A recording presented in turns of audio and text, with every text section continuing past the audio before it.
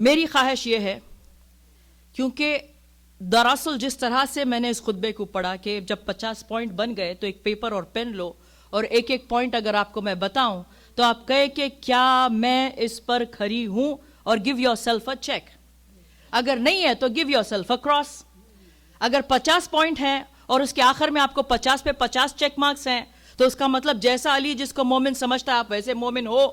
اگر 50 میں سے 40 آپ کے بنے یا آس پاس بنے آپ پھر بھی بڑے اچھے مومن ہو.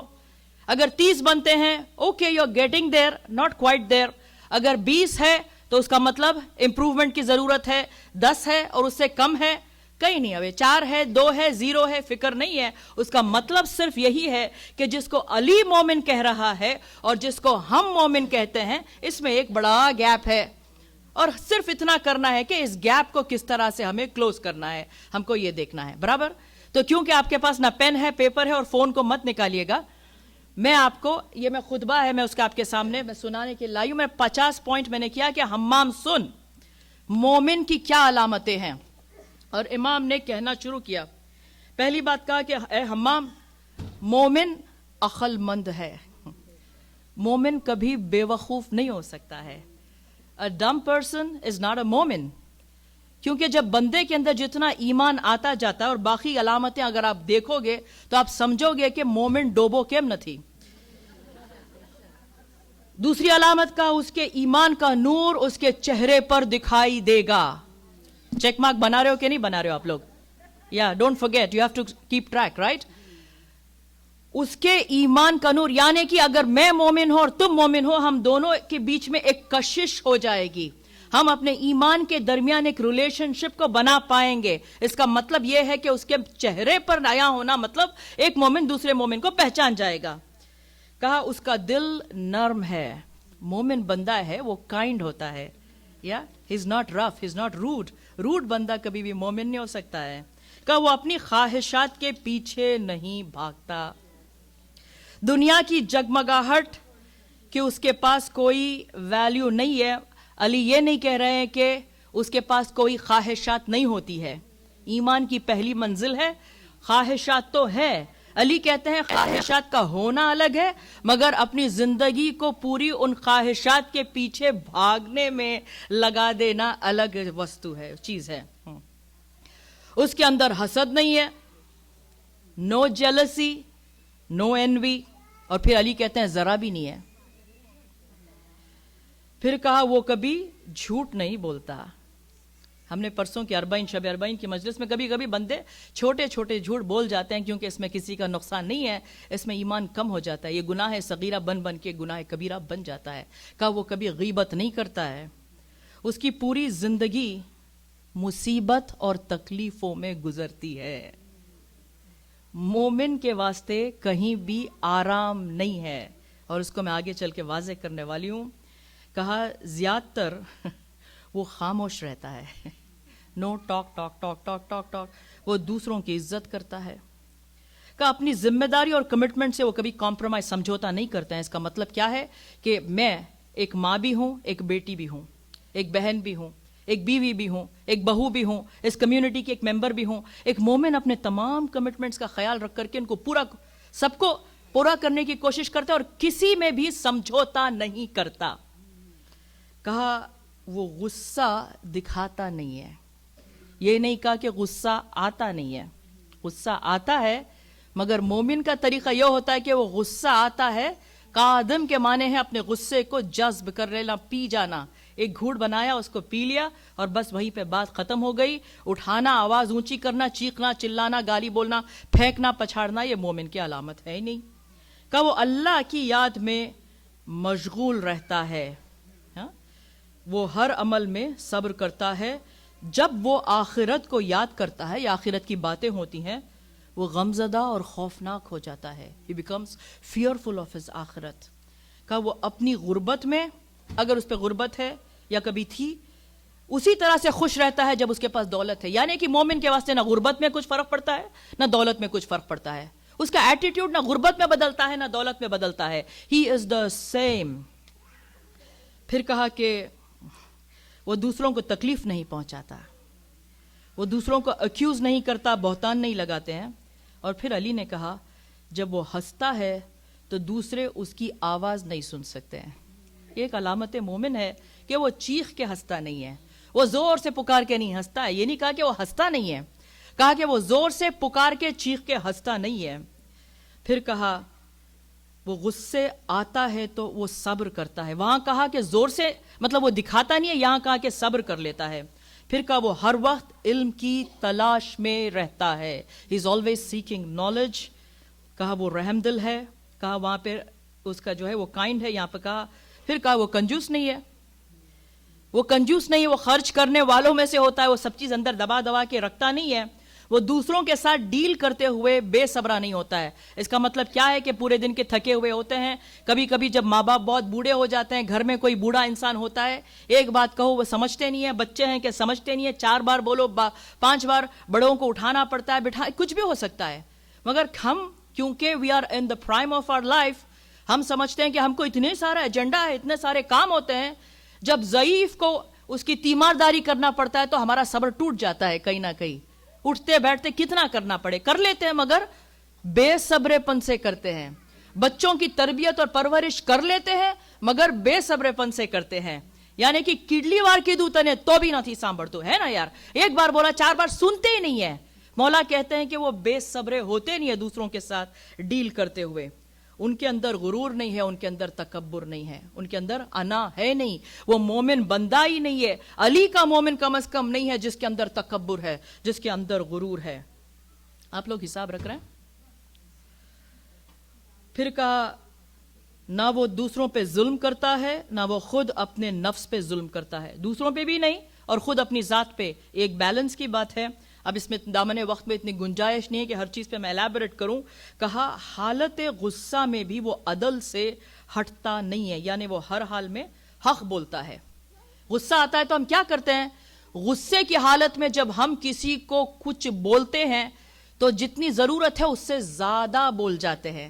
یعنی کہ یہ نہیں کہتے کہ تم غلط ہو, تو بھی غلط, تیرا خاندان بھی غلط, تیری ماں بھی غلط, تیرے باپ بھی غلط. تو بات کہاں سے کہاں پہنچ جاتی ہے. کیوں؟ کیونکہ غصے میں بندے کو مولا کہتے ہیں یا تو ایمان پہ یا تو غصے پہ ہے, یا تو ایمان پہ یا تو غصے پہ. حالت غصہ میں تم نہیں بول رہے ہو, تمہارا نفس بول رہا ہے. تو کہا غصے کی حالت میں بھی وہ عدل سے نہیں ہٹتے ہیں.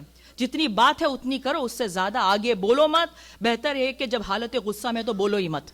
جب غصہ ٹھنڈا ہو جائے اور تمہارا نفس ٹھکانے لگ جائے, پھر آ کر کے واپس بات کرو, اپنے آپ کو وہاں سے ہٹا دو. پھر کہا کہ اپنے رزق کی تلاش میں وہ شہد کی مکھی کی طرح سٹرگل کرتے ہیں. یعنی کہ ان کے پاس ایک پلان ہوا کرتا ہے, ایسا نہیں کہ ایسے ہی نکل گئے. ان کے پاس ایک طریقہ ہوتا ہے, مگر یہ اپنے ذات میں ایک مجلس الگ ہے کہ وہ شہد کی, مگر سٹرگل کرتے ہیں.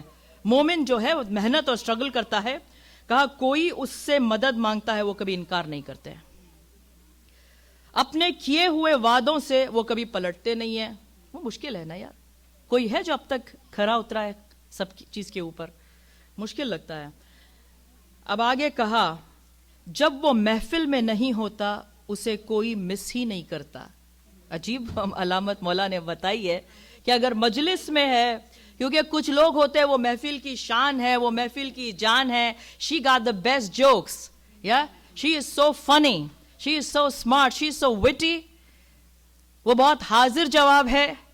وہ نہیں ہوتی ہے محفل میں تو سب کہتے ہیں کہ مزہ نہ تھیا ہو. تو برابر کچھ لوگ ہوتے ہیں ان کے واسطے مولا کہتے ہیں یہ زور سے ہنستے بھی نہیں ہیں, یہ زیادہ بولتے بھی نہیں ہیں, یہ ہر وقت اللہ کی یاد میں مشغول رہتے ہیں, یہ کوئی قصہ سنا ہی نہیں پاتے ہیں کیونکہ یہ نہ غیبت کر سکتے ہیں, یہ نہ جھوٹ بول سکتے ہیں, نہ یہ تکبر کر سکتے ہیں, تو اپنی بات بھی نہیں کر رہے ہیں, کسی اور کی بات بھی نہیں کر رہے ہیں. ایسا بندہ اگر محفل میں نہیں ہو تو اس کو کون مس کرنے والا ہے؟ ہاں, دنیا ایسے, سوسائٹی ایسے بندے کو بورنگ کہتی ہے, علی ایسے بندے کو مومن کہتے ہیں.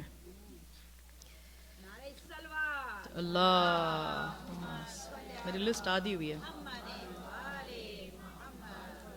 کہ جن چیزوں سے اس کا ایمان نہیں بڑھتا وہ ان چیزوں میں ٹائم ویسٹ ہی نہیں کرتا ہے. اگر یہ چیز میرے ایمان کو بڑھاتی نہیں ہے تو وہاں جاتے نہیں ہو مومن بندہ. وہ کچھ بھی تعریف کے لیے نہیں کرتے ہیں, نتھنگ. وہ کسی کے ساتھ بھی ایگریسو نہیں ہوتے, دوستوں کے ساتھ سنسیئر ہے. مومن کا جو کام ہے وہ کریڈٹ کے لیے نہیں ہوتا ہے. It is not for brownie points. وہ چاہتا ہے کہ میں کچھ بھی کروں, یہ عمل میرے معبود اور میرے بیچ میں راز بن کے رہ جائے. مومن اچھا بھی کرتا ہے, اس سے زیادہ اچھا کرتا ہے, اپنی پوری دولت بھی کسی یتیم کے نام پہ اگر وقف کرتا ہے. یہ بات کسی پہ نہ کھلے کہ صرف یہ بات, اس کی ویلیو نہ جانے کتنی زیادہ بڑھ جاتی ہے جب بات عبد اور معبود کے بیچ میں رہتی ہے. تو کہا وہ کوئی کام کریڈٹ کے لیے نہیں کرتا ہے. وہاں کہا تھا وہ کبھی کنجوس نہیں ہے, یہاں پہ کہتے ہیں مولا کہ وہ اپنی دولت کو سوچ کے خرچ کرتا ہے. یعنی مومن ہونا ہر چیز میں ایک بیلنس رکھنے کا نام ہے. نہ وہ کنجوس ہے, نہ وہ اسراف کرتا ہے, نہ وہ کنجوس ہے. A مومن is always walking the straight and the middle path. وہ اسی لیے کہا کہ مومن عقل مند ہے. کنجوس کے پاس بھی عقل مندی نہیں ہے, جو اسراف کرتے ہیں ان کے پاس بھی عقل مندی نہیں ہے. عقل مندی اسی میں ہے کہ ہر چیز میں بیلنس رکھتے ہوئے, رشتوں میں بیلنس, دولت میں بیلنس, عبادت میں بیلنس, اپنی ذمہ داریوں میں بیلنس. اسی لیے سب سے پہلے مولا نے کہا کہ مومن بندہ عقل مند ہے. یہاں پہ کہا کہ وہ اپنی دولت کو سوچ کے خرچ کرتا ہے. پھر کہا وہ غدار نہیں ہے. اگر کوئی کسی کے پیٹ میں چھرا بھوگنے والوں میں سے ہے اور وہ کسی کے عیب کو ظاہر کرتا ہے تو وہ ہمارا مومن نہیں ہے. کہا ضرورت مندوں کی مدد کیے بغیر وہ آگے نہیں بڑھتا ہے. غلط کا اور ظلم کا ساتھ کبھی نہیں دیتا ہے, چاہے وہ ظلم کرنے والے اور غلط کرنے والے سے کتنا ہی قریب نہ ہو. یہ الگ بات ہے کہ کوئی غلط کر رہا تو آپ کھڑے ہو کے مورچہ پورا سامنے سے نکال سکتے ہو نا, آپ سب کو اکٹھا کر کے کہتے ہو نہ تو کھوٹو چاپڑے پروٹیسٹ کرو جوئیے.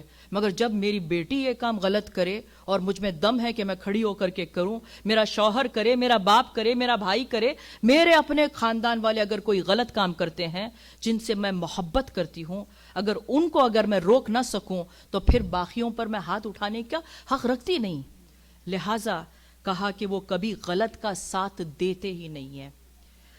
وہ مصیبت میں شکایت نہیں کرتے بلکہ اپنی حالت پہ مطمئن ہیں, کنٹینٹ ہیں, خوش ہیں. مومن کے لیے مصیبت اچھی چیز ہے. جب وہ کسی کی نیکی کو, اچھائی کو دیکھتے ہیں تو اسے لوگوں میں عام کر دیتے ہیں. کسی کی نیکی کو دیکھو, اچھی چیز کو دیکھو, کسی میں کوئی اسکل ہے, ایکسپرٹیز ہے تو اپنے آپ تک یہ بات مت رکھو, ان سے بھی کہو, جس سے مل رہے کہو کہ باپ بہت اچھی بچی ہے, اس کے اندر یہ ہنر ہے, اس کے اندر یہ گن ہے, کسی کی نیکی ہے. تم کو اگر کسی کو مت بتاؤ کہ میں نے کسی کی مدد کی, اگر تم کو معلوم پڑتا ہے کہ کسی نے کسی کی مدد کی تو اس وقت پہ آگے بڑھ کے کہو کہ اس نے اس کی مدد کی.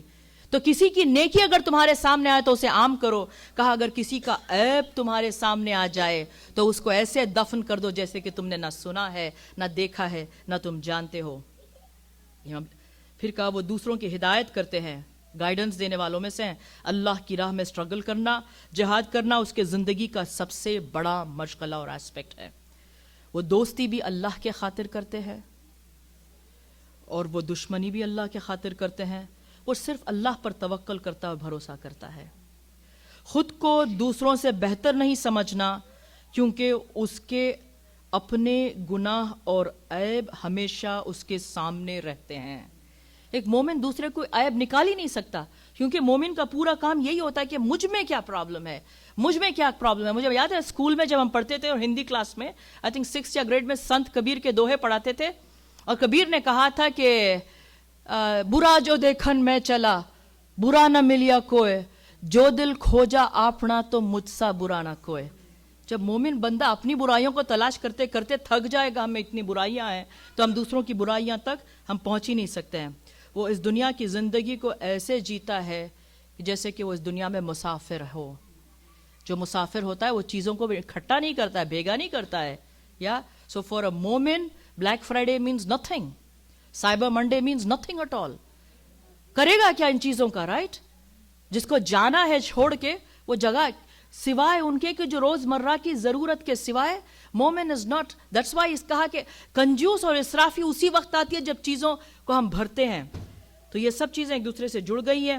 کہا وہ مددگار ہے کس کا, مصیبت زدوں کا, ضرورت مندوں کا, یتیموں کا, بیواؤں کا, غریبوں کا اور اپنے پڑوسیوں کا. مولا نے ان تمام چیزوں کو ایلیبریٹ کرتے ہوئے ہر ایک کی الگ الگ ایک پوائنٹ بنائی تھی. جب مصیبت کہا, ضرورت مندوں کہا, یتیم کہا تھا, پہلے کہا وہ زور سے ہنستا ہے. پہلے آگے کہا تھا نا کہ وہ زور سے ہنستا نہیں ہے, اب یہاں کہا کہ وہ ہمیشہ مسکراتا ہے. ہنسنے سے منع نہیں ہے, کہا کہ مسکراتے رہو, ایک دوسرے کو دیکھو, smile at each other, always look like you're a happy person doesn't mean that you have to scream or screech in laughter. وہ با حیا ہے. کہا کہ وہ بے حیا نہیں ہو سکتا ہے. مومن وہ ہے جو اپنی حیا کو اپنے ساتھ سمیٹ کے چلتا ہے. خاص کر عورتوں کے لیے علی کہتے ہیں کہ جب وہ باہر نکلتی ہیں وہ اپنی ذات کو اپنے اندر سمیٹ لیتی ہیں, یعنی کہ اس کے ہاتھ, اس کے پیر, اس کے جسم سے قریب ہو جاتے ہیں, اس کا لباس اس کے نزدیک, وہ سمٹ کے, اٹھا کے, کھول کے. مومن, ایک مومنہ نہیں چل سکتی ہے. کہا وہ بہت باحیا ہوتا ہے, اس کا پہننا سادگی, اس کا چلنا عاجزی, اس کی نیت خالص اور پاک, اس کی عبادت لوگوں کے لیے نہیں ہے, صرف خدا کے لیے ہے. وہ لوگوں کو ملا کے رکھتا ہے, جدا نہیں کرتا. جب کسی دو بندوں کے بیچ میں پھوٹ ڈالنا غیر مومن کا کام ہے, اور دو دلوں کو ملانا یہ ایک مومن کا کام ہے. وہ کبھی حرام کے پیچھے بھاگتا نہیں. کہا دنیا کی عیش و آرام کے پیچھے بھاگتا نہیں ہے جو حلال ہے. پھر کہا کہ یاد رکھو حرام کے پیچھے تو وہ جا ہی نہیں سکتا ہے. پھر کہا وہ چیخ کے ہنستا نہیں. کہا نا, کہا یہاں پر ہمیشہ, ایک جگہ کہا ہمیشہ مسکراتا ہے, پھر کہا ہمیشہ خوش رہتا ہے. اور آخری علامتوں میں سے کہا کہ جب وہ ہمیشہ اپنی موت کے لیے تیار رہتا ہے. وہ اپنے گناہوں کو سوچ سوچ کے دکھی ہو جاتا ہے. وہ جب بولتا ہے تو اس لیے نہیں بولتا ہے کہ وہ اپنی نالج کو شو آف کرنا چاہتا ہے نا. ہم میں سے کچھ لوگوں کی عادت بن جاتی ہے, مجھے کچھ معلوم ہے تو میں اس کو شو آف کرنے کی کوشش کرتی ہوں. کہا کہ تمہیں معلوم ہے تو جب ضرورت پڑے اس کو بولو. اس لیے بولو کہ ہدایت کی ضرورت ہے, اس لیے بولو کہ یہاں پر فرق پڑنے والا ہے, اس لیے مت بولو کہ تمہیں معلوم ہے. پھر کہا کہ مومن کا کوئی بھی کام شو کے لیے نہیں ہوتا, اس کے اندر ریاکاری بالکل ہی نہیں ہے. اور آخر میں یہ 50th پوائنٹ ہے, مولا نے کہا جب اس پر کوئی ظلم کرتا ہے تو وہ صبر کرتا ہے, کیونکہ وہ جانتا ہے واللہ عزیز ذو انتقام. جس کو ہم معاف کر دیتے ہیں اللہ اس کے صدقے میں ہمیں بھی معاف کر لیتا ہے. اور واللہ عزیز ذو انتقام کے معنی ہیں کہ اللہ اس سے دگنا انتقام لے لیتا ہے. مولا یہاں تک پہنچے تھے کہ ایک مرتبہ حمام جو ہے اس کی چیخ نکلی, اور جہاں بیٹھا تھا حمام گر گیا. لوگ دوڑے کہ حمام کیا ہوا, اور منبر سے علی نے کہا انا للہ و انا الیہ راجعون. میں جانتا تھا کہ میرے الفاظ کا اثر حمام پر اسی طرح سے ہوئے گا کہ وہ برداشت ہی نہیں کر پائے گا. کیوں؟ میں آپ سے اسی لیے کہہ رہی تھی کہ حساب رکھو, 50 میں سے کتنے ایسے ہیں جن پر ہم کھرے اتر پائے ہیں. ہم کہتے ہیں نا کہ مولا خبر میں آئے گا, مولا مرنے سے پہلے آئے گا, مولا نزع کے وقت آئے گا, مولا جب روح قبض ہوئے گی تب آئے گا, پل صراط پر آئے گا, کوثر پر ملے گا. یہ کس کی مدد کرنے والا ہے؟ علی. مومنوں کی, رائٹ. علی کی نگاہوں میں یہ مومن ہے. میرا دل کہتا ہے کہ حمام نے حساب رکھا ہوگا, علی کا زاہد دوست ہے, برداشت نہ کر پایا کہ آگے ایسی زندگی کس طرح سے بسر کروں جس میں علی کا مومن ہی نہیں ہوں. ایک مرتبہ چیخ مار کے وہیں مر گیا. پھر علی نے کہا دیکھو جو میرا سچا مومن ہے اگر وہ حمام کی طرح سے میرے ان الفاظ کو سنے گا, سمجھے گا, اور اسی طرح سے اس پر اثر ہوئے گا کہ وہ بھی برداشت نہیں کر پائے گا. اپنے ایمان کی حد کو سمجھو, ہماری روح کی نزاکت کو سمجھو کہ علی کہاں چاہتا ہے کہ مومن بندہ ہو اور ہم کہاں پر ہیں. جتنا کامیاب میرا مولا ہے سوائے اللہ کے رسول کے کوئی یہ دعویٰ ہی نہیں کر سکتا کہ دنیا میں اتنا کامیاب رہے. اس کی کامیابی کا کیا کہنا جو پیدا ہو کر اپنی ماں کی شکم سے نکلا نہ تھا, 2 دن 3 دن کا بچہ ہے, اور اللہ کے رسول کو سلام کر کے کہے یا رسول اللہ مجھ سے ملنے آئے ہو, کیا بات کرو گے؟ توریت سناؤ, انجیل سناؤ, زبور سناؤ, یا اس قرآن کو سناؤ جو ابھی تک نازل بھی نہ ہوا ہو, جو اپنے جھولے میں کلہ اجدر کو 2 پارا کرے, اس کی جوانی کی قدرت کی اور طاقت کے قصے کیا سناؤں؟ مگر کہیں بھی نہیں ملتا, نہ خندق میں, نہ خیبر میں, نہ احد میں, نہ بدر میں, نہ حنین میں, نہ جمل میں, نہ نہروان میں, نہ صفین میں, نہ فتح مکہ پر, نہ غدیر خم میں. علی نے کبھی بھی نہیں کہا کہ میں کامیاب ہوں, میں سکسیسفل ہوں. مگر جب 19 رمضان کی صبح زہر آلودہ تلوار حالت رکوع میں علی کے سر پر لگی ہے اور سر دو پارا ہوا تھا، اس وقت بے اختیار زبان سے نکلا فزتو برب الکعبہ، رب کعبہ کی قسم میں کامیاب ہو گیا۔ مومن کی کامیابی کن چیزوں میں ہے؟ تو معلوم ہوا جن چیزوں کو ہم کامیاب سمجھتے ہیں اور جو چیز اللہ جس کو کہتا ہے قد افلح المؤمنون، بے شک مومن کامیاب ہوگا، یہ کامیابی الگ الگ ہے۔ دیکھیں دنیا کی کامیابی اور اللہ کی اور قرآن کی کامیابی اتنی مختلف کیوں ہے؟ حالانکہ اچھے طریقے سے جو بندہ کامیابی پہ پہنچتا ہے، اگر بڑا گھر ہے، اچھا بزنس ہے، ایک کے 4 بزنس بنائے ہیں، کچھ بھی کیا آرام سے تو آسانی سے تو نہیں ملا نا، یہ محنت سے ملا، یہ سکلز سے ملا ہے، یہ ایکسپرٹیز سے ملا، یہ دماغ لگانے سے ملی ہیں تمام چیزیں۔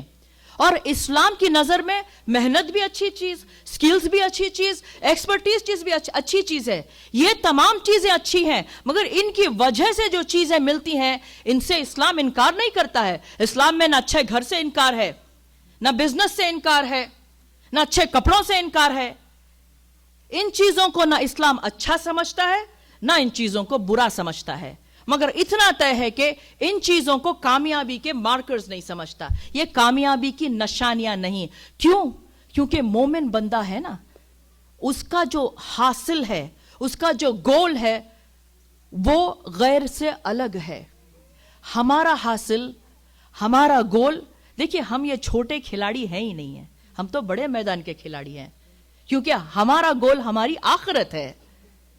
ہم کو دنیا سے کچھ لینا دینا ہی نہیں ہے، دنیا میں رہنا ہے اور یہاں پہ کامیاب رہنا ہے، مگر ہمارا جو الٹیمیٹ جو فائنل گول ہے وہ ہماری آخرت ہے۔ اسی لیے مومن بندہ جب بھی کوئی ڈیسیشن لیتا ہے یہی سوچ کے لیتا ہے کیا یہ میری آخرت کے لیے اچھا ہے؟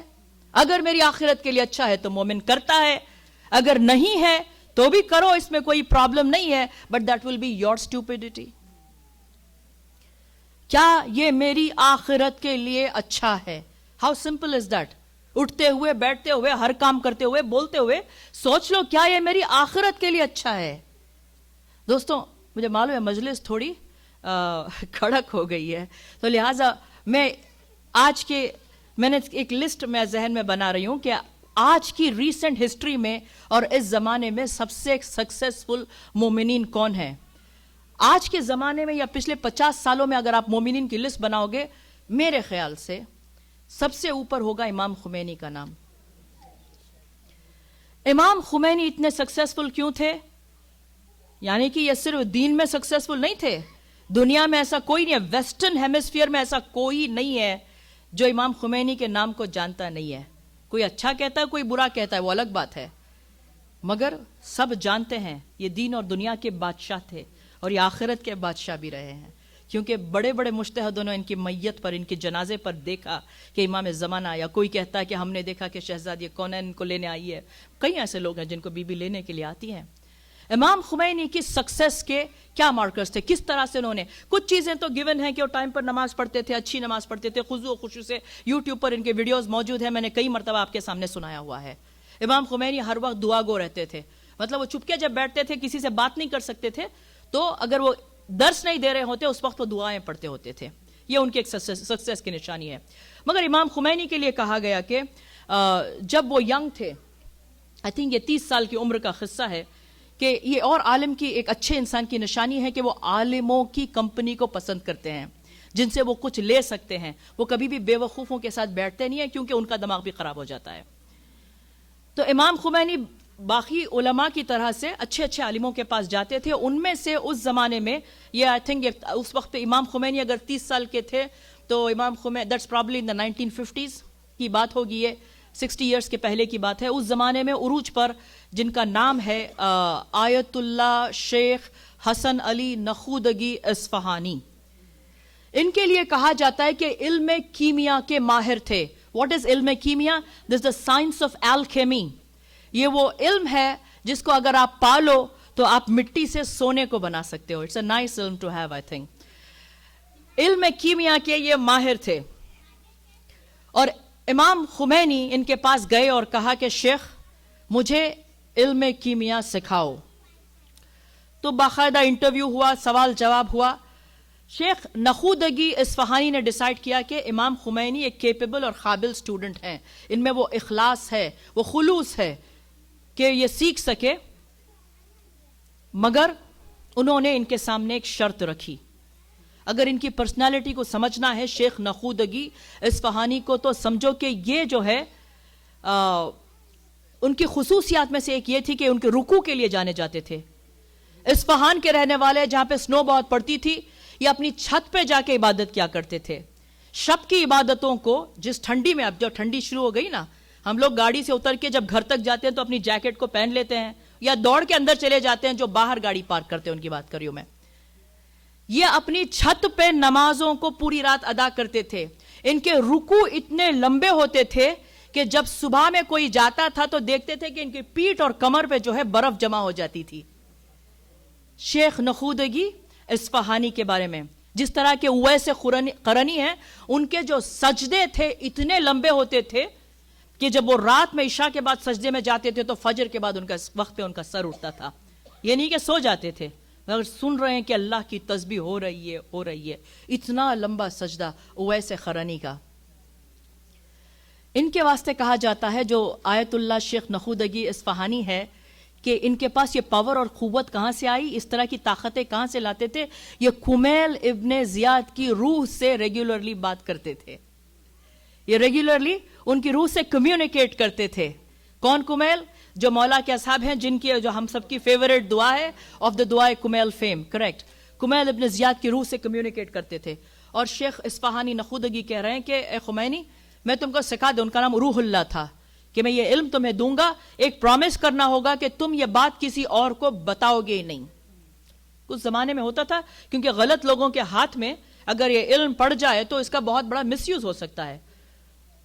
امام دیکھیں، اگر مجھے کوئی آ کر کے کہے، اگر you have a hunger for knowledge, ایک گریڈ ہے، کوئی کہے کہ ایسا علم میں تم کو دے رہا ہوں کہ اتنا بڑا ٹیچر مجھے مل جائے، ہم کہیں کہ ہاں بتاؤ کیا کرنا ہے، and I will do it. امام خمینی نے جواب نے دیا کہ سوری، میں یہ پرومس دے نہیں سکتا. انہوں نے کہا کیوں؟ کہا کہ مجھے نہیں معلوم آگے چل کے میری ایمان کی حالت کیا ہونے والی ہے.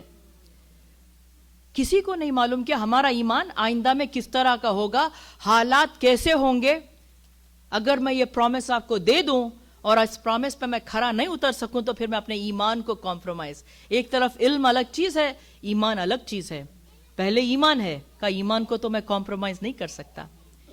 ان کی صداقت کو جب شیخ نخودگی اصفہانی نے دیکھا، ان کی سچائی کو، ان کے خلوص کو، کہا ٹھیک ہے، یہ علم تو ہے اپنی جگہ پر، مگر میں تمہیں ایک ایسا عمل دیتا ہوں، اگر تم اس عمل کو روز فالو کرو گے تو تمہارے قدموں میں دین اور دنیا کی بادشاہت ہوگی.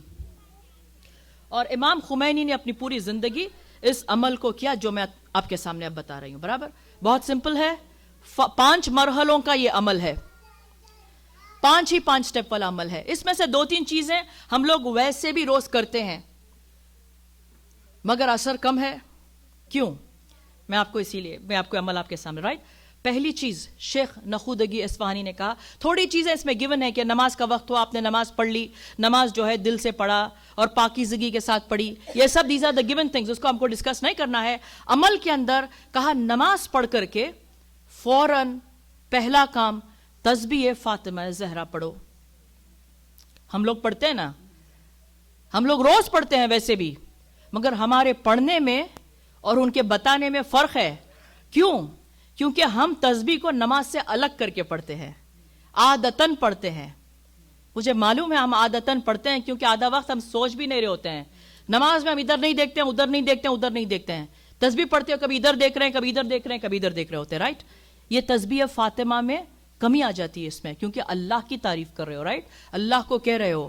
اتنا ہی نہیں ہے، ہم کبھی بھی نماز کے درمیان بولتے نہیں ہیں. تسبیح کے درمیان ہم لوگ بول رہے ہیں. میں کہہ رہی ہوں کہ میں کتنی مرتبہ میں نے سنا ہے کہ ہم تسبیح کے درمیان میں ڈانٹتے ہیں بچوں کو. کیسے ڈانٹ رہے ہیں؟ بول نہیں رہے ہیں، تسبیح کی پوری بات رکھ لی ہے ہم نے. اگر ہم کہہ رہے ہیں کہ بچہ ہے کہ خاک شفا اٹھا کے منہ میں ڈال لیا، بچے کوئی دوسری تسبیح پڑھی اس کو توڑ رہے ہیں، تو میں نے سنا کہ اللہ اکبر اللہ اکبر اللہ اکبر اللہ اکبر، بے سو کرے چھے تو مکی دے. مطلب کیا ہے کہ اللہ کا نام رہے، تو بڑا ہے، تو بڑا ہے، تو بڑا ہے، تو بڑا ہے. کوئی مطلب ہی نہیں ہوا. نہیں، ہماری تسبیح میں اثر کیوں کم ہو جاتا ہے؟ بول جو نہیں بولنا پسند کرتے ہیں تسبیح کے درمیان میں اس طرح سے بول ہی دیتے ہیں. کچھ لوگ ہیں کہ بول دیتے ہیں تسبیح کے درمیان میں. کہا کہ کیسا بول, مجھے معلوم ہے تسبیح پڑھ رہے ہیں الحمدللہ الحمد, بڑے خضوع و خشوع کے ساتھ ہم لوگ پڑھ رہے ہیں سبحان اللہ سبحان اللہ سبحان اللہ. اے بیٹا گیس بند کری ناک میں, بھولی گئی جو. اب معلوم ہوا کہ او گیس نہیں بند کرا تو کچھ نہ کچھ تو جب ہو گیا خضوع و خشوع سبحان اللہ سبحان اللہ سبحان اللہ سبحان اللہ سبحان اللہ ختم کر دیا اور دوڑے, پڑھتے ہوئے ہی دوڑتے ہیں, اٹھ کے جانے ماں سے اٹھے دوڑے, آہا بڑی گئے ہو سبحان اللہ سبحان اللہ سبحان اللہ. ہے اپنی تسبیح. اور جس طرح سے شیخ نخودگی اصفہانی بتا رہے ہیں کہ تسبیح جو ہے وہ نماز کا جز ہے. It is a part of your namaz. What does that mean? اللہ اکبر اللہ اکبر اللہ اکبر, سلام پھیر کے اپنی تسبیح کو اپنے ہاتھ میں جہاں بیٹھے ہو, جس پوزیشن میں بیٹھے ہو, اپنی جگہ پر سے ہٹے بغیر, جس طرح سے اپنے پیروں کو تشہد میں موڑ کے رکھا ہے اسی طریقے سے اپنی تسبیح کو پڑھو, کیونکہ یہ نماز سے تسبیح کو کنٹینیو رکھنا کہتے ہیں اس کو. نماز تسبیح دو الگ الگ چیزیں نہیں ہو سکتی ہیں. بی بی کی تسبیح اور نماز کو ایک سمت ایک کے بعد ایک اس کو کنٹینیوس پڑھا کرو اور اپنے دل سے پڑھو اور سوچ کے پڑھو. کہا کہ یہ تسبیح کے اتنے فائدے ہیں کہ اگر کان کے کوئی امراض ہو, یعنی کہ کسی کو سنائی نہیں دیتا ہے, تو ایک مولا کے پاس بندہ آیا کہ مولا بار عمر کے ساتھ ساتھ مجھے کم سنائی دے رہا ہے. کہا بی بی کی تسبیح کو بڑے غور سے پڑھو, سوچ سمجھ کے پڑھو. اور اس نے کیا اور اس کی ہیئرنگ بالکل سے واپس آ گئی, ہے نا, اس کی ہیئرنگ بالکل سے واپس آ گئی. یہ ان کے لیے بھی فائدہ مند ہو سکتا ہے جن کی کان کی ہیئرنگ تو بڑی اچھی ہے مگر اس کان سے جاتا ہے اور یہاں سے نکل جاتا ہے. یہ بھی ایک کان کا مرضی ہے, یہاں پہ سنا اور وہاں تک گئے تو سب خالی ہو گیا نا, یہ بھی ایک کان کا مرض ہے. کہا کہ تسبیح سیدہ پڑھنے سے ان تمام کان کے امراض جو ہے وہ دور ہو سکتے ہیں. اس کی اہمیت کو سمجھیے گا. جب شہزادی کونین آخری لمحے پر 3 جمادی الثانی کو جب اپنے حجرے میں گئی اور اسما سے کہا تھا کہ اسما جب تک تسبیح کی آواز میرے حجرے سے نہیں آتی جان جا کہ سیدہ اور فاطمہ اس دنیا میں ابھی ہے, جب تسبیح کی آواز رک جائے تو اسما سمجھ جانا کہ تیری شہزادی اس دنیا سے چلی گئی ہے. یعنی کہ بی بی کا آخری عمل اللہ کی تسبیح تھا. یہ تسبیح کی اہمیت ہے. تو آیت اللہ نخودگی اصفہانی کہتے کہ اے روح اللہ خمینی اپنی تسبیح کو ہر نماز کے بعد امیڈیٹلی پڑھا کرو, وچ مینس کم از کم 5 مرتبہ. اس تسبیح کے لیے بھی کہا گیا ہے کہ اگر دوسرے وقتوں میں پڑھ نہیں سکتے ہو, کسی کے ساتھ بیٹھے ہو, تو کم از کم خاک شفا کی تسبیح کے دانوں کو اپنے ہاتھ میں پھیرا کرو. مگر اس کے لیے شرط یہ ہے کہ طہارت ہونا چاہیے, باوضو ہونا چاہیے. جو بندہ تسبیح بولتا رہے گا وہ دوسروں کی خرافات سنے گا نہیں, وہ اپنی زبان سے کچھ برا بول نہیں سکتا ہے. کہا یہ تسبیح پڑھو. دوسرا عمل کہا کہ اپنی تسبیح کو ختم کر کے فوراً آیت الکرسی پڑھو. مجھے معلوم ہے اکثر لوگ آیت الکرسی بھی پڑھتے ہیں. اب میں آیت الکرسی کے جو ہے پورے فائدے آپ کو بتانے کی ضرورت نہیں ہے, کیونکہ مجھے معلوم ہے کہ آپ لوگ جانتے ہیں اس کے کیا فائدے ہیں. یہ حفاظت کرتا ہے جب ہم گھر سے نکلتے ہیں آیت الکرسی. شیخ اصفہانی نے علی العظیم تک پڑھنے کے لیے کہا ہے, مگر علماء کہتے ہیں تبرکن ہم فیہا خالدون تک پوری پڑھو آیت الکرسی. آیت الکرسی کے لیے کہا جاتا ہے کہ یہ آنکھ کے امراض کو دور کرتا ہے. تو جب نماز پڑھو اور تسبیح کو نیچے رکھو تو اپنے ہاتھوں کو آنکھوں پر رکھ کر کے آیت الکرسی پڑھو. یہ فشار خبر سے بچاتا ہے. نماز کے بعد آیت الکرسی پڑھنا فشار خبر سے بچانے کی واسطے یہ ایک نسخہ ہے. تو کہا کہ پہلے تسبیح, اس کے بعد سے ایک مرتبہ آیت الکرسی جہاں پر بیٹھے ہو کنٹینیوس پڑھو. تیسری بات کہا اس کے بعد 3 مرتبہ سورۃ التوحید کی تلاوت کرو. یہ سورہ توحید کی فضیلتیں علماء بار بار سنا چکے ہیں. 3 مرتبہ پڑھتے ہو جیسے کہ تم نے قرآن کی تلاوت کی ہو. جب اس کے حق میں دعا مانگو گے, قرآن کے پتہ ہے 23 رمضان کی شب, ہر شب میں جو ہم دعا کرتے ہیں شب قدر, صرف اللہم بحق حاضل قرآن, اس قرآن کا واسطہ, اس قرآن کا واسطہ. جب ہم 3 مرتبہ قل پڑھ لیتے ہیں, قل هو اللہ احد, تو پھر ہم اس کے واسطے سے قرآن کے سائے میں ہم دعا مانگ رہے ہیں.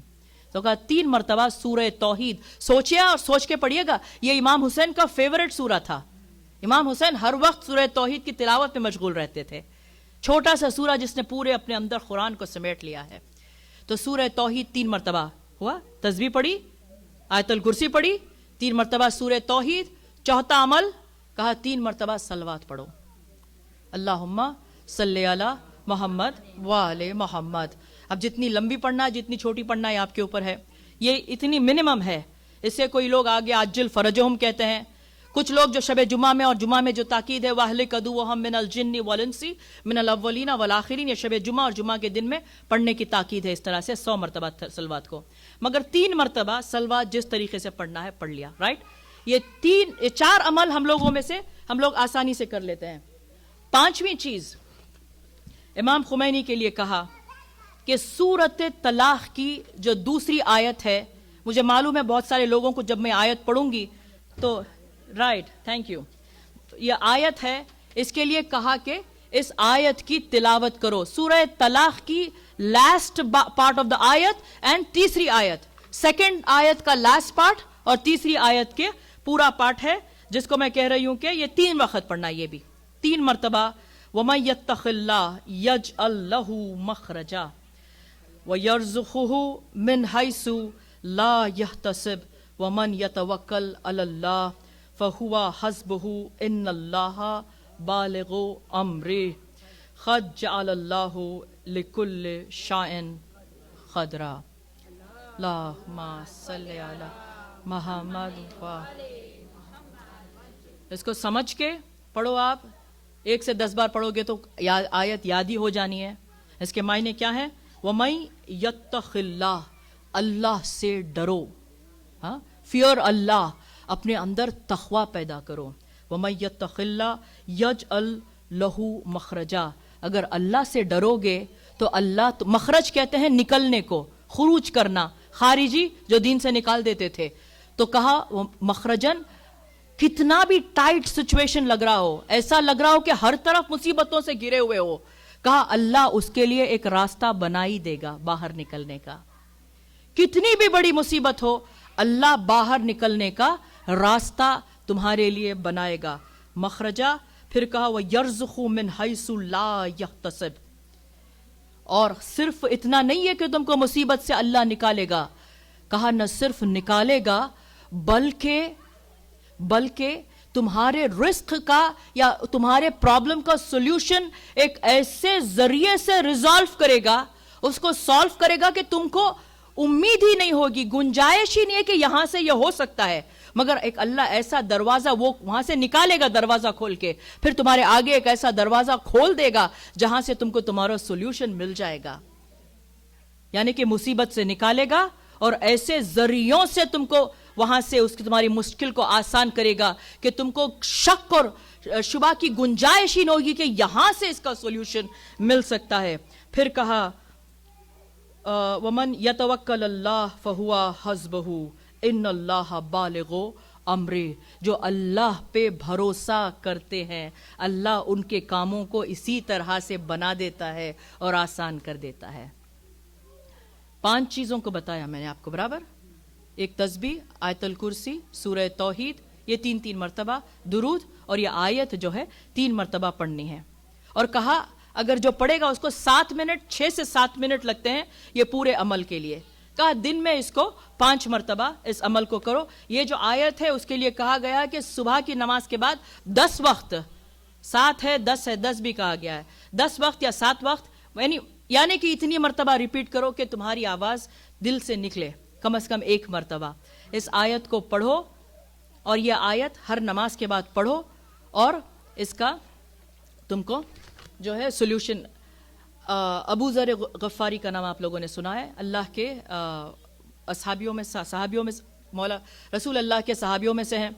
ابو ذر غفاری کہتے ہیں کہ کسی نے آ کر جو رسول اللہ سے کہا تھا کہ یا رسول اللہ اتنی مصیبتیں ہیں کہ 4 طرف سے میں گر گیا ہوں, تو رسول نے کہا کہ بس اس آیت کا تو تلاوت کر, اسی آیت کی تلاوت کر, اس سے آگے بھی تجھے کچھ کرنے کی ضرورت نہیں ہے, اس سے پیچھے بھی کچھ کرنے کی ضرورت نہیں ہے. پھر کہا کہ جب مومن کے لیے جو مصیبت ہوتی ہے نا, وہ نعمت ہے. ساتویں امام نے جو مولا کا پورا خطبہ میں نے تمہارے سامنے سنایا ہے اس کو ایک حدیث میں اس طرح سے سمیٹا ہے کہ مومن وہی ہے جس پر دوسرے بھروسہ کر سکتے ہیں. یعنی کہ مومن نے کبھی امانت میں خیانت نہیں کی, وہ امین ہے. پھر امام نے عجیب لفظ کہا, مومن کے لیے مصیبت نعمت ہے اور مومن کے لیے آرام مصیبت ہے, کیونکہ مومن کے واسطے مصیبت جو ہے وہ اللہ سے قریب لانے کا کام کرتی ہے. کتنا قریب لاتی ہے اللہ سے کہ جب بندے پر مصیبت آتی ہے تو پھر سجدے میں سر جھکاتا ہے, وہ پھر تسبیح کو اپنے ہاتھ میں اٹھا لیتا ہے. پھر مجھے کبیر کا ہی دوہا یاد آ گیا کہ اس نے کہا کہ دکھ میں سمرن سب کرے, سکھ میں کرے نہ کوئی, اگر سکھ میں سمرن سب کرے تو دکھ کا ہے کو ہوئے. ہمارے یہ عادت ہوتی ہے کہ مومن کے لیے مصیبت جو ہے ایک اس کے لیے ایک نعمت ہے, اس کے لیے ایک اچھی چیز ہے. ایک مرتبہ اللہ کے رسول جو ہے نماز فجر پڑھا کے مسجد سے نکل رہے تھے کہ ایک بندے نے آ کر کے کہا کہ یا رسول اللہ میرے گھر میں ناشتے پہ دعوت کے لیے آ جائیے گا, آپ قبول کریے گا, میں اب سمجھوں گا اپنے آپ کو خوش قسمت. رسول نے کہا ٹھیک ہے بھائی آ جاتے ہیں کچھ دیر میں. تو رسول اللہ کے گھر میں اس کے گھر میں اپنے دوستوں کے ساتھ میں دعوت کے لیے چلے گئے. کافی لوگ بیٹھے تھے, وہ صحن میں ایک طرف سے انڈے بنا رہا ہے, پتہ نہیں کیا آملیٹ بنا رہا تھا, ایک طرف جو ہے رسول اللہ اپنے دوستوں کو لے کر کے بیٹھے تھے. اتنے میں ہوا یہ کہ سامنے ایک دیوار تھی, مرغی اڑ کر کے اس دیوار پہ بیٹھی.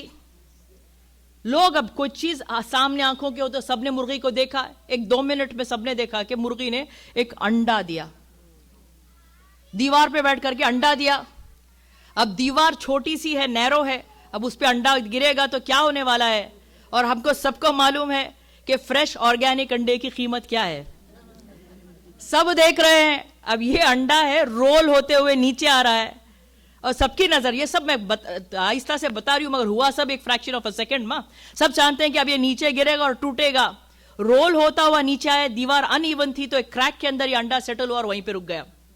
انڈا نہ گرا نہ ٹوٹا. کسی نے کہا کہ رسول اللہ ان کی برکت سے نہیں ٹوٹا. تو بندہ جو انڈے بنا رہا تھا, جو پرانے انڈے تھے, ان کو وہ اٹھ کر کے آیا کہ ارے تم ایک انڈے کی بات کر رہے ہو, میری تو لک ہی ایسی ہے کہ میں نے زندگی میں کبھی مصیبت اٹھائی نہیں, میں نے زندگی میں کوئی تکلیف ہی نہیں دیکھی, میرے کوئی کام میں نقصان ہی نہیں ہوا ہے, میں تو اسی طرح سے بچپن سے دیکھتا آ رہا ہوں. اللہ کے رسول اٹھ کھڑے ہو گئے, کہا یا رسول اللہ مجھ سے کوئی تکلیف, مجھ سے کوئی گستاخی ہو گئی؟ ہاتھوں کو جوڑ دیا, کہا کہ نہیں گستاخی تو نہیں ہے, مگر مشکل ہے میرے لیے اس جگہ پر بیٹھنا جہاں پر اللہ کی رحمت نہ برس رہی ہو, ہم تو رحمت للعالمین ہیں. کہا یا رسول اللہ کیا یہاں پر رحمت نہیں ہے؟ کہا اگر 40 دن کسی مومن پر ایسے گزر جائے جس کے اندر اس کو ایک تکلیف بھی نہیں آئی تو سمجھ لو کہ اللہ نے اپنی رحمت کو تم سے دور کر لیا ہے. لہٰذا کبھی بھی کسی کے آرام کو دیکھ کر کے یہ مت کہو کہ اس پر پوری اللہ کی رحمت ہے, مجھ پر کیوں نہیں ہے. مومن کے اوپر مصیبت آنا یہ رحمت الہی ہی ہے. اللہ کا رسول کہہ رہے ہیں نہیں کہ بڑی بڑی مصیبتیں ہوں گی نا کہ ہر 40 دن میں کوئی ایک گھر سے چلا جائے, ایسی بات نہیں ہے. کہا چھوٹی چھوٹی مصیبتیں, روزمرہ کی تکلیفیں مومن کو سہنا پڑے, مگر یہ نہیں ہے کہ پوری طرح سے آرام بھی نہ ہو. 100% آف دا ٹائم 100% اگر کسی کو آرام کی زندگی ہے تو کہا پھر یہ مومن نہیں ہے. کوئی نہ کوئی چھوٹی موٹی مصیبت ایک مومن, یہ جو بڑی بڑی مصیبتیں یہ معصوموں کے ساتھ ہوتی تھی, ان کے بچوں کو ان کی آنکھوں کے سامنے مار رہا ہے. جتنا زیادہ مومن ہوگا اتنی زیادہ مصیبت دیکھے گا. اسی لیے اب مولا کہہ رہے ہیں, اور ہر معصوم نے کہا کہ مومن کی زندگی مصیبتوں اور تکلیفوں میں ہی پہنچے گی. تو اپنے آرام سے خوش مت ہوئیے گا کہ دیکھو اللہ کا مجھ پہ بڑا کرم ہے. یہ کرم ہے مگر یہ بڑا کرم نہیں, یہ چھوٹا کرم ہے. جب خدا آرام دیتا ہے تو یہ کرم چھوٹا ہے, جب مصیبت دیتا ہے کیونکہ مگر وہ اپنے تمہارے درجے کو لا نکلف نفسا الا وسعها, ہم کسی نفس کو اس کی قوت برداشت سے زیادہ تکلیف نہیں دیتے ہیں. لہٰذا ابو ذر غفاری جب آئے تھے تو کہا کہ اس آیت کی تلاوت کرتے رہو تاکہ تم پر سے مصیبت ہٹتی چلی جائے. اور یہ آیت آئی کس طرح سے تھی, نازل کس طرح سے ہوئی, اور اس آیت کو دیکھیے گا سورۃ الطلاق, اور جو تعقیبات فجر پڑھنے کی عادت جن کو ہے ان میں یہ آیت موجود ہے. مگر میں چاہتی ہوں کہ آپ اس کو قرآن میں دیکھیں تاکہ اس کے ساتھ کامنٹری بھی پڑھے اور ترجمہ بھی پڑھے. سورۃ طلاق کی 2 اور 3 آیت. اور اوف ابن مالک رسول اللہ کے اصحابوں میں سے تھے. اوف رسول اللہ کے پاس آئے, یا رسول اللہ میرے بیٹے دشمنوں کی قید میں میرا بیٹا پھنس گیا ہے. کہا کہ اس کو چھڑانے کی کوشش کرو. کہا میرے پاس نہ ریسورسز ہیں نہ پیسہ ہے, میں بہت تنگ دست ہوں, میں غریب ہوں. یعنی کہ بیٹا بھی گیا, پیسہ بھی نہیں ہے, کچھ بھی نہیں ہے, جدھر دیکھو مصیبت ہی مصیبت نظر آ رہی ہے. تو رسول نے کہا دو چیزیں, ایک تقوی اختیار کرو, اللہ کا ڈر ہر وقت اپنے دل میں رکھو. کہا دوسری چیز لا حول ولا قوت الا باللہ العلی العظیم, یعنی کہ تیری قوت سے بڑی کوئی مصیبت نہیں ہے, تیری طاقت سے زیادہ کوئی چیز نہیں ہے, تیری رحمت سے زیادہ کتنی بھی بڑی مصیبت ہو. کہا تم اس کا ورد کرتے رہو. رسول اللہ نے اوف سے کہا. اوف تقوی والے تو تھے, متقی پہلے سے تھے, اب ورد چالو کیا, بار بار یہ آیت دہراتے جاتے ہیں لا حول ولا قوت. دوسرے دن اوف کا بیٹا واپس آیا, مگر خالی ہاتھ نہیں آیا, وہ اپنے ساتھ میں دشمنوں کے ایک اونٹ کو لے کر کے آیا. یعنی کہ اس زمانے میں اونٹ جو ہے بہت بڑا ریسورس ہے, بہت بڑی نعمت ہے. صحرا میں اونٹ جس کے پاس تھا اس کے پاس سواری بھی ہے, اس کے پاس پیسے کمانے کا ذریعہ بھی ہے. It was like having I don't know some high-end car by which you can actually maybe run a taxi service. Limousine کی طرح تھا اونٹ. تو اوف جو اتنے تنگ دست تھے, اوف کے پاس جب ان کا بیٹا آیا تو وہ خالی کہا کہ دشمن اتنے ویجیلنٹ تھے, مگر نہ جانے کل کیا ہوا, اس کی آنکھ چھپکی, میں وہاں سے نکل پڑا اور آتے آتے میں اس کا اونٹ بھی لے کے آیا, کیونکہ وہ دشمن تھا, اس نے ان کو ظلم کیا تھا اور ان کے مال کو اس نے غصب کیا ہوا تھا. تو اوف رسول اللہ کے پاس آئے, یا رسول اللہ میرا بچہ بھی آ گیا اور خالی ہاتھ بھی نہیں آیا. اس وقت پر جبرائیل کا نزول ہوا اور جبرائیل نے یہ آیت کو رسول اللہ کے سامنے سنایا کہ اے رسول کہہ دو ان سے کہ جو تقوی رکھتے ہیں ان کے لیے اللہ کوئی نہ کوئی راستہ ڈھونڈ ہی لیتا ہے, اور ان سے کہہ دو کہ نہ صرف ان کے لیے دروازوں کو کھولتا ہے, ان دروازوں سے نکالتا ہے جو مصیبت جو پیچھے چھوڑ کے آتے ہیں, بلکہ ان کے سامنے ایک ذریعہ بھی رکھ دیتا ہے جس سے کہ ان کی مصیبت بھی حل ہو جائے. اور جو اللہ پہ توکل کرتے ہیں, یقین رکھتے ہیں, اللہ ان کی مصیبتوں کو اسی طرح سے آسان کرتا ہے. ایک مرتبہ صلوات پڑھے محمد و آل محمد, اللہم صلی علی محمد و آل محمد. یہ عمل آپ خود کریے گا, اپنے بچوں کو بھی سکھائیے گا, کیونکہ علماء کہتے ہیں جن کو ایک مرتبہ اس عمل کی عادت ہو جاتی ہے وہ پھر ان سے یہ عمل چھوٹتا نہیں ہے. اور کہا جن کے اندر تقوی کم بہت رہتا ہے وہ اس عمل کو فالو کر نہیں پاتے ہیں, وہ آٹومیٹکلی ان سے چھوٹ جاتا ہے یہ عمل. مگر جن کے اندر وہ تقوی ہوتا ہے وہ ایک بار پکڑ لیتے ہیں, ان کا تقوی بھی بڑھتا جاتا ہے اور اس عمل کو بھی کبھی چھوڑتے نہیں ہیں.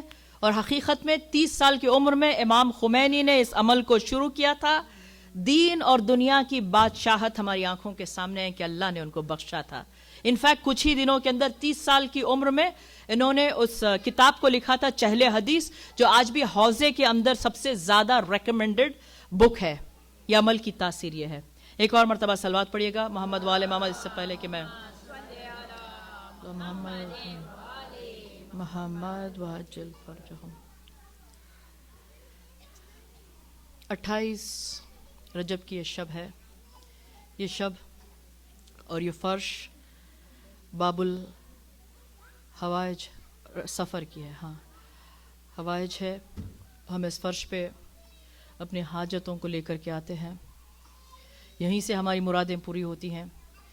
لہٰذا اپنی حاجتوں کو ان کے محبت کے صدقے میں مانگیے گا, جن کی محبت کے صدقے میں اللہ نے کائنات کو خلق کیا. سب مل کے بسم اللہ الرحمن الرحیم.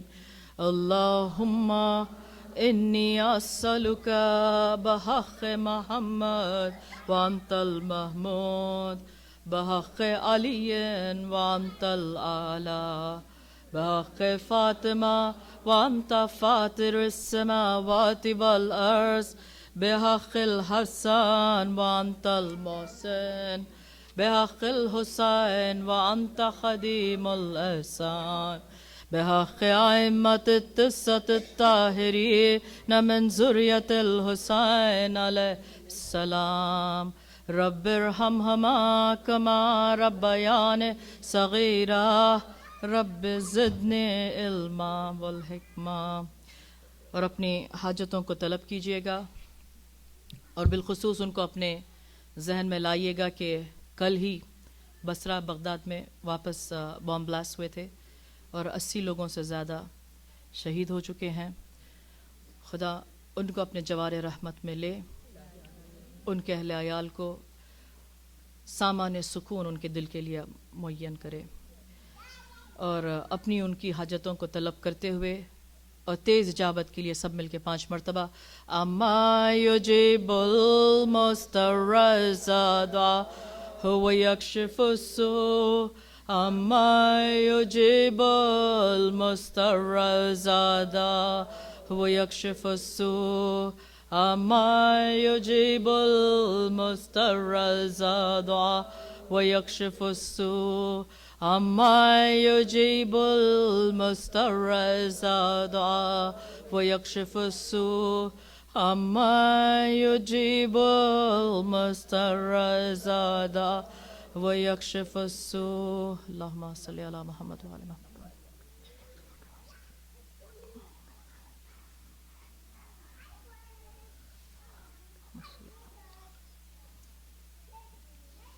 28 سفر کی شب، دیکھتے ہی دیکھتے سفر بھی ختم ہونے کو آ گیا۔ ایام عزا ہم سے رخصت ہو رہے ہیں۔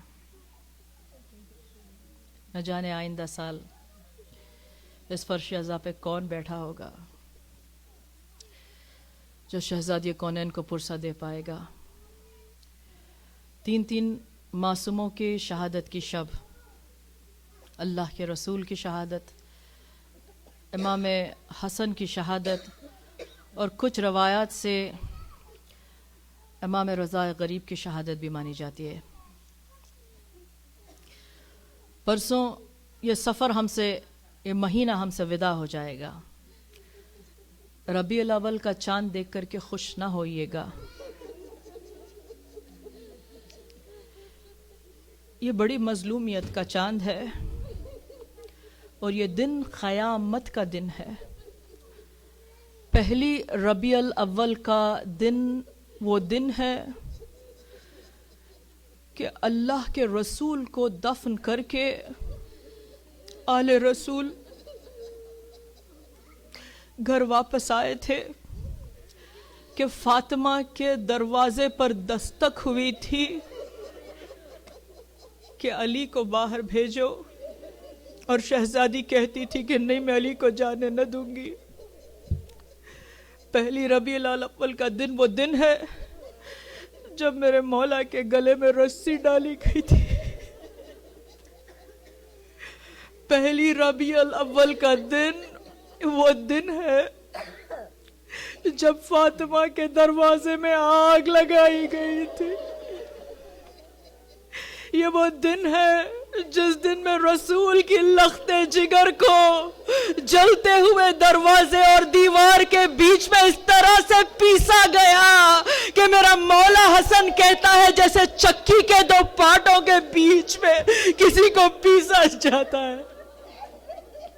یہ وہ دن ہے جب فاطمہ نے اپنے بالوں کو پریشان کیا تھا، قلو ابو الحسن کو چھوڑ دو۔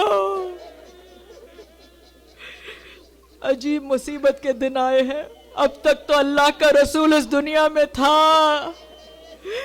مگر جو پہلی ربیع الاول سے فاطمہ اور اولاد فاطمہ پر مصیبت آئی ہے، 1400 سال گزر گئے ہیں، آج بھی فاطمہ کو قبر میں چین سے کوئی سونے نہیں دیتا۔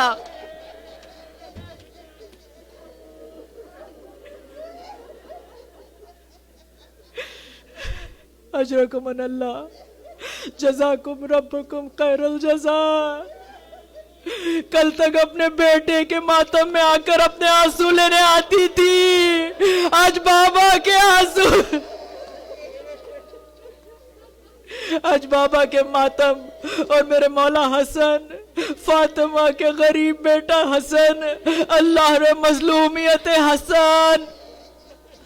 کسی امام کو 7 مرتبہ زہر نہیں دیا گیا، हसन वो गरीब इमाम है जिसको 7 मर्तबा जहर दिया गया है। हसन जहर की मुसीबत से इतने कमजोर हो चुके थे कि आखिरकार गाजी आकर हाथ जोड़कर खड़ा हो गया, मौला अब तो 24 घंटे मुझे पहरा लगाने दीजिए। जब गाजी बज़िद हुआ और ज़ैनब ने इसरार किया और हुसैन ने इसरार किया तो मौला मान गए कि हाँ अब्बास तुम पहरे पर रहना। हाकिम शाम ने देखा कि अब हसन तक पहुंचना मुश्किल है जब तक कि गाजी का पहरा होगा, लिहाजा उसने कहा कि अब घर के अंदर किसी को लेना होगा जो हसन तक अब्बास की आंखों के सामने जाए और अब्बास को शक ना हो। और लिखा जाता है कि अमीर शाम ने कैसर रूम से वो जहर मंगाया था जिसके लिए उलमा लिखते हैं अगर इसके 2 खतरे दरिया में गिर जाते तो दरिया में जितनी मछलियां हैं वो मछलियां मर जाती। मेरे मजलूम मौला के लिए जादा बिनते अशस इमाम हसन के सरा ने जो पानी का कूजा था बड़े आहिस्ता से उसने जहर मिला दिया और वहां से चली गई। लिखा है कि जब अब्बास ने अपने पहरे को 24 घंटे बिठाया था, ज़ैनब ने भी अपने बिस्तर को हसन के बिस्तर के बाजू लगा दिया था। जब इमाम हुसैन की आंख नींद से खुली और हसन ने कूजे की तरफ देखा, ज़ैनब करीब आई, भैया पानी मैं पिला देती हूँ। हसन ने कहा नहीं ज़ैनब, आज तुम नहीं, पानी मैं खुद अपने हाथों से लूंगा। ज़ैनब ने इसरार किया, भैया आप बहुत कमजोर हो चुके, पानी मुझे देने दीजिए। हसन जानते हैं कि अगर ये प्याला ज़ैनब मेरे हाथों मेरे लबों तक लाएगी, जिंदगी भर ज़ैनब यही सोचते रहेगी मैंने अपने भाई को अपने हाथों से जहर पिलाया। इमाम हसन ने कहा मैं इमाम वक्त हुक्म देता हूं कि ये पानी मैं खुद लेऊंगा, ज़ैनब तुम पीछे हट जाना। ज़ैनब कुबरा पीछे हटी। हसन ने कुछ पानी को अपने प्याले कूजे से प्याले में लिया। एक मर्तबा प्याले के अंदर ज़ैनब कहती है हसन बहुत देर तक गौर से देखते रहे और फिर हसन की जबान से एक जुमला निकला, जो जुमला या तो हसन ने जहर को गले लगाते हुए कहा या तो फिर हुसैन ने उस वक्त कहा जब अली असगर की मैयत को रबाब के खेमों पर ला रहे थे। हसन की जबान से बेइख्तियार निकला, इन्ना लिल्लाहि व इन्ना इलैहि राजिऊन रज़न बख़ज़ाई व तस्लीमन लअम्रे। हसन ने ज़हर के प्याले को अपने लबों से लगाया। ज़ैनब कहती है कि मेरे भाई ने एक घूंट न पिया था कि हसन उलट करके बिस्तर पर से गिरे। यहाँ से अब्बास दौड़े, हुसैन दौड़ते हुए आए, सबने मौला को संभाला। एक मर्तबा आगे देखा, शहादत की उंगली को बुलंद किया, अस्सलाम अलैका या रसूल अल्लाह, अस्सलाम अलैका या बता, अस्सलाम अलैकी या उम्मी। नाना तुम पर मेरा सलाम, बाबा हसन का सलाम, ए अम्मा हसन का सलाम। कहा ज़ैनब उम्मे फरवा को ले आओ। उम्मे फरवा रोती हुई आगे आई, 13 महीने के कासिम को अपने साथ लेकर के आई। कहा उम्मे फरवा ये तावीज़ है कासिम के बाजू पर बांधना, उस वक्त इस तावीज़ को खोलना जब तुम पर और मेरे भाई पर सबसे ज्यादा मुसीबत का वक्त होगा। ए आज़ादारों, किस तरह से कहूँ कि अब हसन ने कहा कि अब सब हट जाओ, मेरी माँ फातिमा अपने आगोश को फैलाए, मुझे लेने के लिए आई है। ए शियो मातम करो, तुम्हारे इमाम का साया तुम्हारे सरों से उठ रहा है। कितना गरीब है हसन, कितना मजलूम है मेरा मौला। تاریخ میں کسی کا جنازہ ایسا نہیں ہے، تاریخ عصمت میں کسی کا جنازہ نہیں ہے جو گھر سے نکلا مگر بغیر دفن ہوئے واپس اپنے گھر آیا ہے۔ حسین اور عباس حسن کے جنازے کو لے کر کے روضہ رسول پر گئے، یہاں زینب و کلثوم روتی ہوئی گھر میں بیٹھی تھی، دیکھا جنازہ واپس آ رہا ہے، بھیا کیا بات ہو گئی؟ کہا زینب حسن کی دفن کی جگہ بھی نہ مل سکی، مگر زینب باتیں تو بعد میں ہوا کریں گی، ایک اور خدمت ہے جو حسن کی باقی ہے۔ کہا بھیا کیسی خدمت؟ کہا زینب آ کر جنازے کو دیکھنا، جنازہ خالی واپس نہیں آیا، 1 2 3 نہیں، حسن کی میت میں 70 تیر۔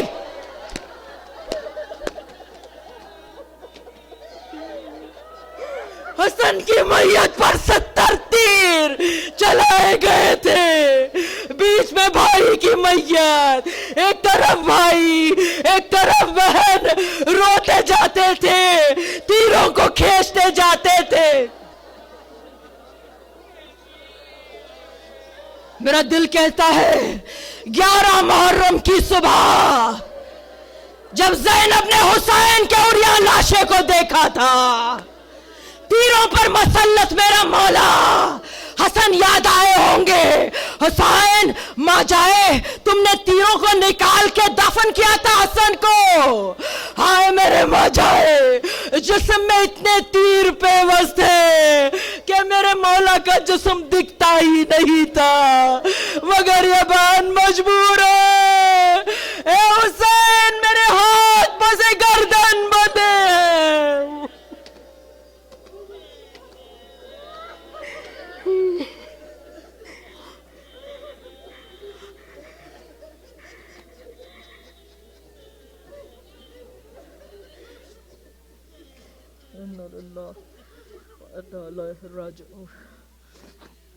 رضا بقضاء وتسلیما لامره فسيعلم الذين يحبون قلبه۔